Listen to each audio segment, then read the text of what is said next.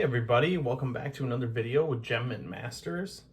Continuing the Building Your Personal Collection series. This is going to be kind of like a mixed video of, again, talking about how to build your personal collection, how you can buy, grade, and sell cards to be able to do that. But this will be also a PSA reveal as part of that. So this is the first kind of culmination of that strategy, kind of, and then looking at the numbers and seeing how we did. I haven't yet mastered how to put the numbers on the screen, but I will just verbalize them here, and then I'll kind of just show. I've got a little piece of paper. I wrote the totals on here, so I do know these grades. I do know the grades, and I'm going to be looking at the numbers and talking about the numbers behind each one.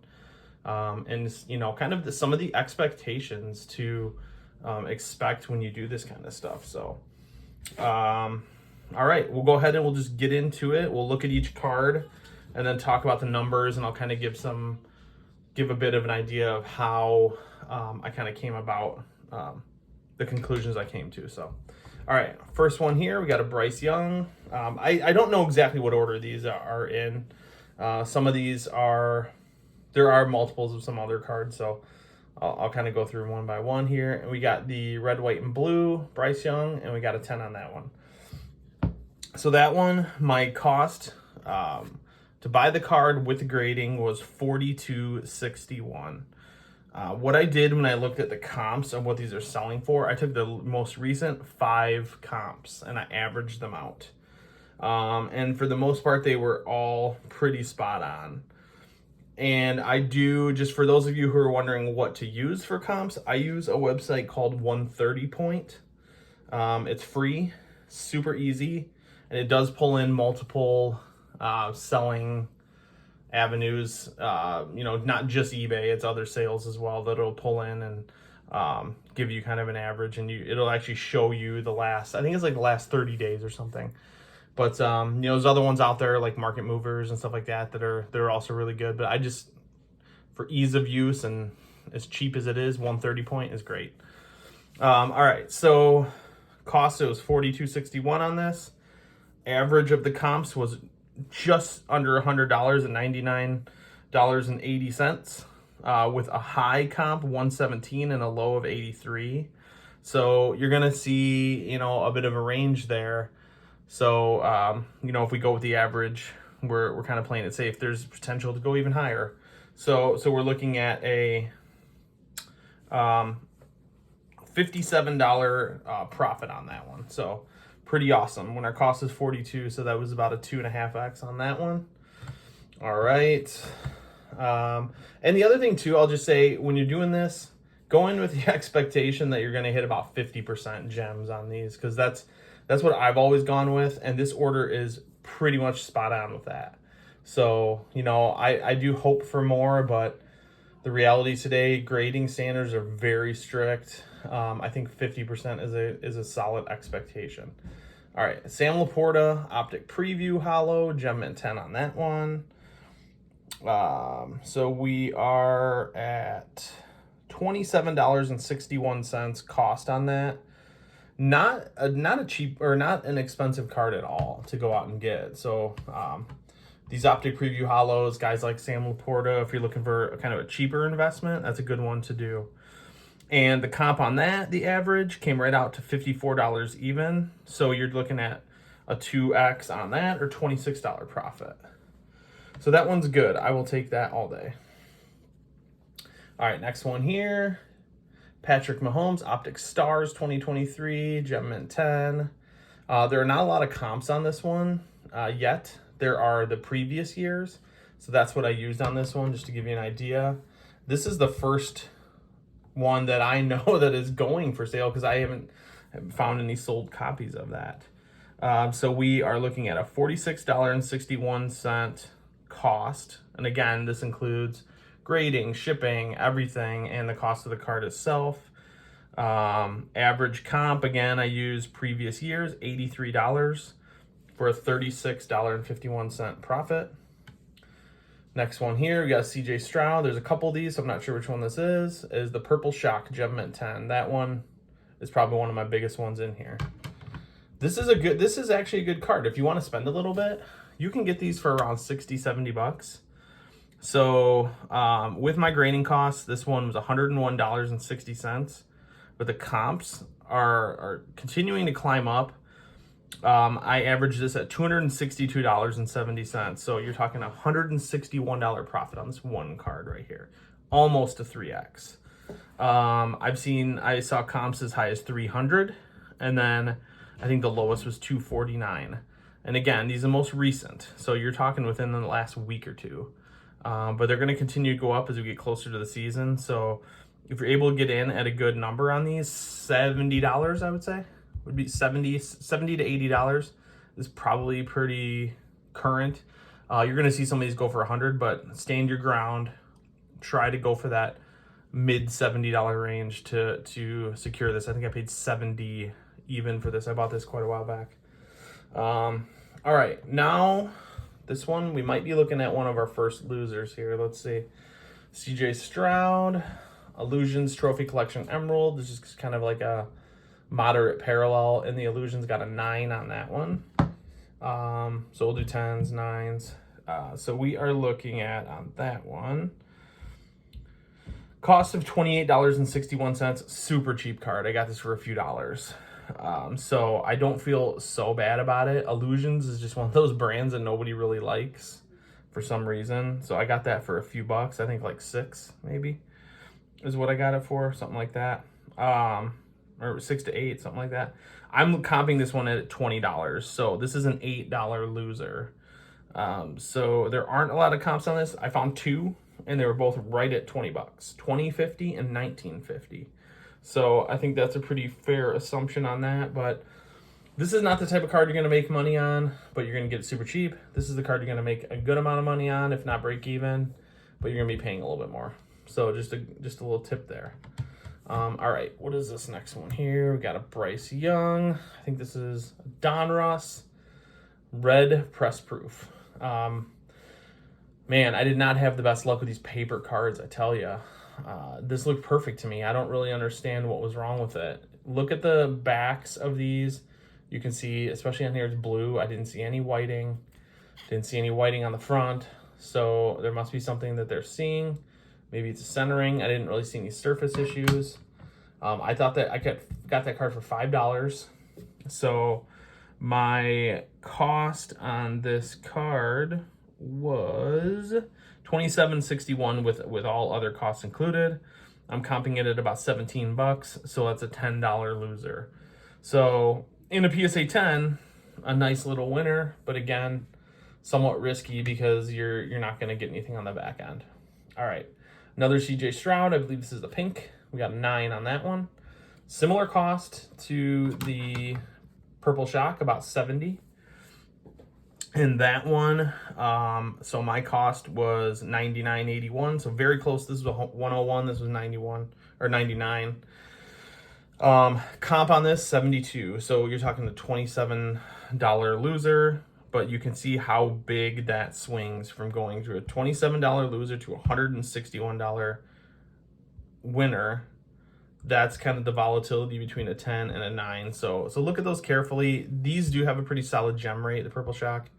And I feel like the pink is lower. I don't have the exact number, but that's one to think about. But again, CJ Stroud, if you get in at a good number, you're not losing a ton on this, and there's potential I won't lose 27. Maybe I'll be a little higher, but just something to keep in mind if you go with the averages.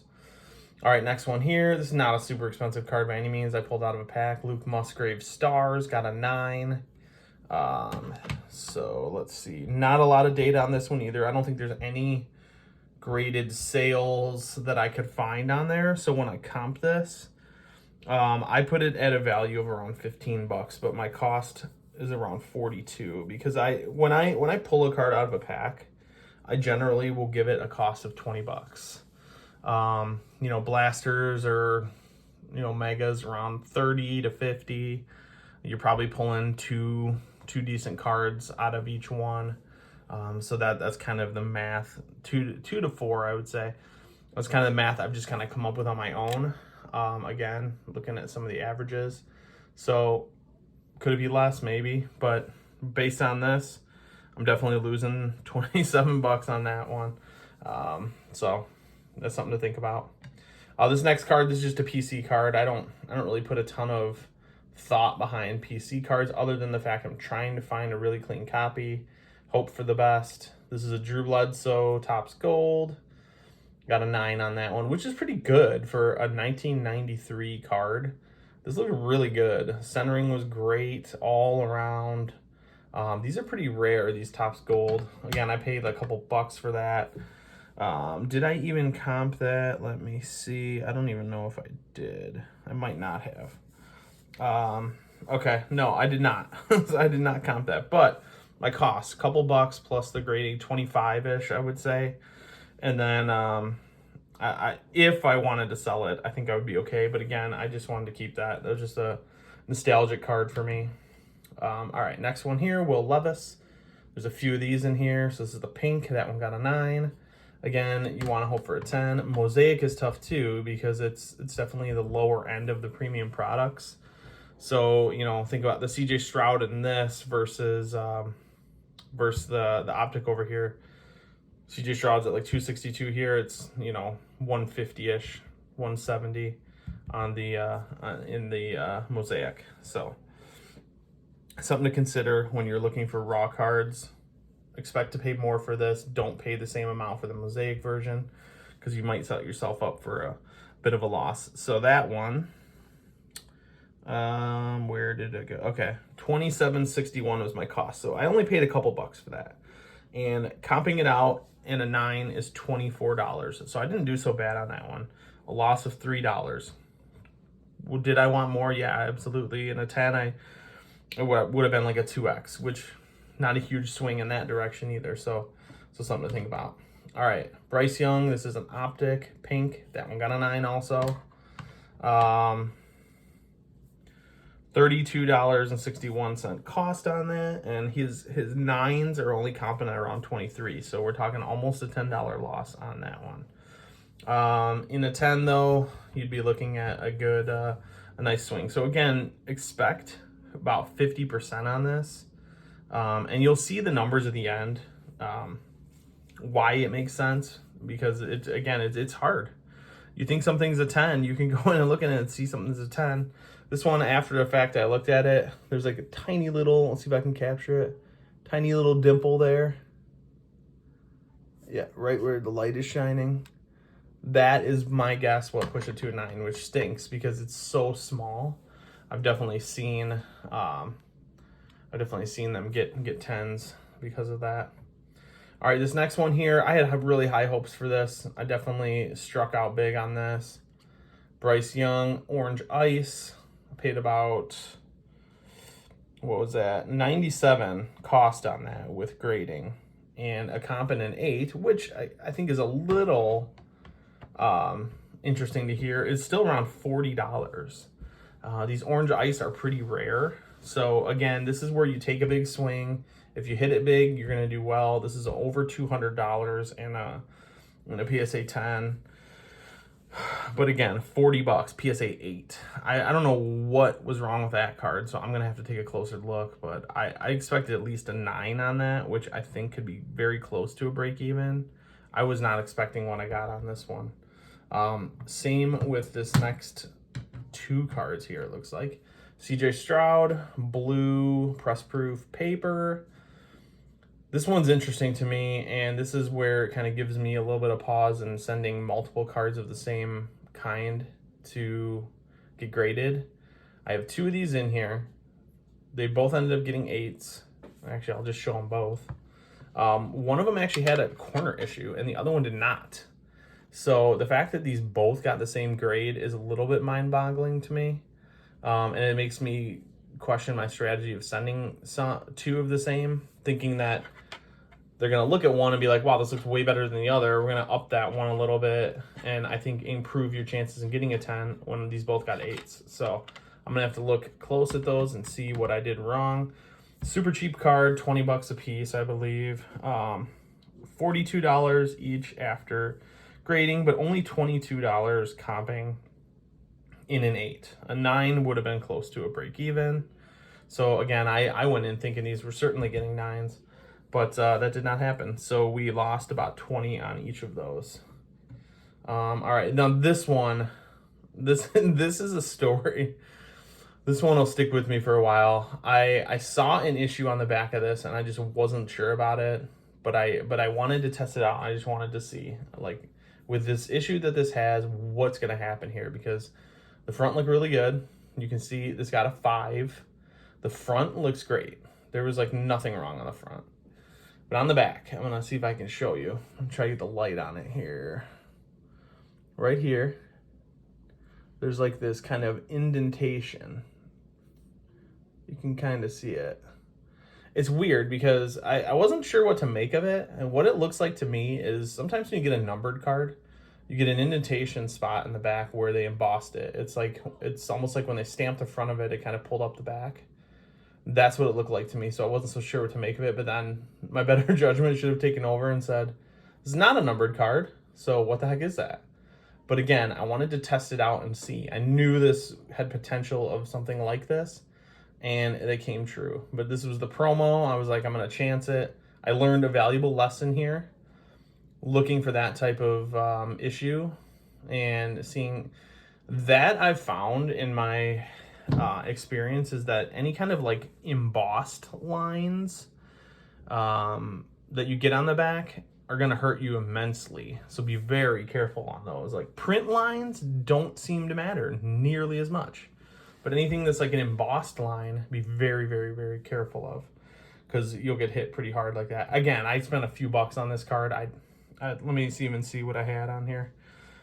I think I bought it in a lot of cards, so I figured it around 10 bucks, I guess, which maybe that's a little higher than I should have paid. And I put a $2 comp on that just because it's basically just going to go in somebody's personal collection. So that one's like a $35 loser. That I've probably learned my lesson once. I won't do it again. But I wanted to test it out and see. All right.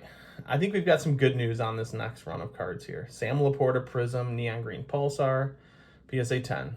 I picked this one up pretty cheap. 32 is my cost. 55 is my comp based on the last 5, but I've seen some as high as 61. So there's potential of a 2x on that one, so that's nice. Again, somebody like Sam Laporta, this is, if you can pick up a bunch of his stuff, it's super cheap. You're not gonna be shelling out a ton of money to get his stuff, and it will sell very quickly. You just might not get top dollar for it, but he does have a pretty huge market. So this is a good one to, if you want to test it out and you want to just make a few bucks and kind of get a lay of the land and understand the process. Sam Laporta is a good one. This next guy is a little bit of a step up. These are stuck together.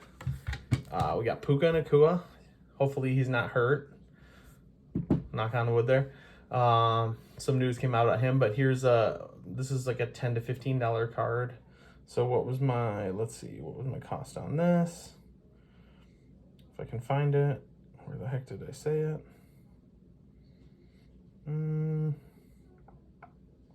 There we go. Okay, $32, and it's about a $70 card comped. So more than 2x on that one. Oh wait, yeah, more than 2x on that one.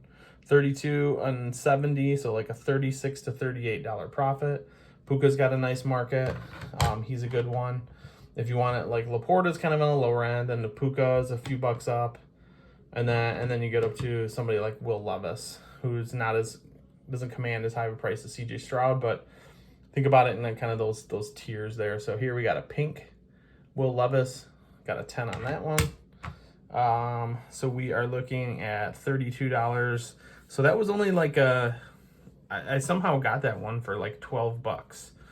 Again, you can get lucky on some of this stuff sometimes. Just set a target price for yourself, look at some comps, some recent comps, and try to stick to that. And don't overpay for this stuff because there's not a ton of margin in it already, especially if you don't get that 10 that you want. Definitely stand your ground on the price that you want to get in at, and you will find success. I found quite a bit of that myself. $67 comp on that one, so that's more than a 2x. $34 profit, so that's a nice one. And again, these are going to keep climbing as the season gets closer. I'm trying to make sure that I get rid of these right up to the season or right when it starts, so that I can avoid any of those pitfalls that might happen with some of these players. But you might hit spikes with some of them too. But go by the law of averages. That's the way I go. And if I take the selling point right now that these are going, where all the hype is going into the season, I think I'm better off that way. And then I really can't lose on some of these. But again, you never know. Like basketball season last year, Anthony Edwards, crazy huge spike. I don't think anybody anticipated that. All right, last card in this one, Will Levis. This is the reactive blue, which is a little bit more sought after than the pink anyway, so it worked out nice. I got a 10 on that one. I picked this up from a guy actually who brought this over to my table at a show for like just a few dollars. So my cost on that one was, do I not have it on my list? Oh, there we go. $27.61. So you're talking like a $6 card there. That's about what I paid. $85, almost $86 comp. You're talking almost, well, yeah, over, I think that's over 3x. So $58 profit on that one. Just over 3x. Solid pickup there. So again, look for certain cards that you know you can get for cheap. Something like this would be good in a 9 as well. There's a yellow reactive that's a little bit more sought after than like the camel pink, which is a little bit more common. So yeah, overall, again, go into this with the mindset that you are going to lose some, but you're going to win some as well. And just be as careful as you can. Obviously I've got some learning to do when I hit cards like this in an 8. I got to really go back and look at that and say what went wrong. An 8 to me is unacceptable. Let's forget about this guy over here in the 5 because I knew that there was potential of that. But anything below a 9, I feel like I really got to go back and look closely and see what did I miss, what did I do wrong, because anything lower than a 9, you're definitely gonna lose. But if you can stick to 10s and 9s, you're pretty much always gonna win. So all right, so I'll show my final numbers here. My total cost on this lot, $846.78. The comps were $1058.70, so we're actually above $211.92. That's pretty awesome. That's like a 25% profit there. I am totally happy with that. Again, I think, it really does help when you hit a big card here and there. But try to hedge your bets a little bit. Go out and find the deals. Every dollar sometimes does count when you're doing this strategy. And again, that's $211 of profit that I can go out and I can build up my collection and buy something. I can go buy a PSA 10 slab that I'm looking for. Again, that's really the goal. If your goal is to make money, you're gonna make money, and you can do whatever you want with it. If your goal is just to have fun with it and build your collection, you just got $211 to build up your collection. It took a lot of work to do that, and on any given day, that 211 could have been 500, 600, 700 or more.